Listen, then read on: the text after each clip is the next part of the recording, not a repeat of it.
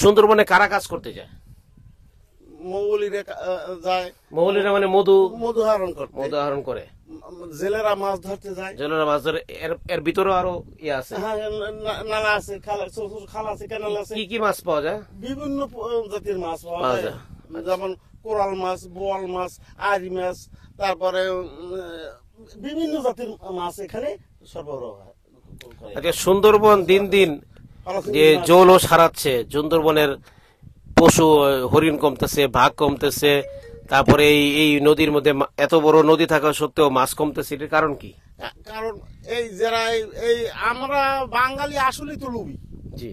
কারণ এই এই এই যাই বিস্ফোরক করি, যাতে জাল দিয়ে যা না পাবো তার থেকে চৌগুণ পাবো ওই বিস্ফোরক করলে। বিষ মারে। বিষ মারে। আচ্ছা আচ্ছা।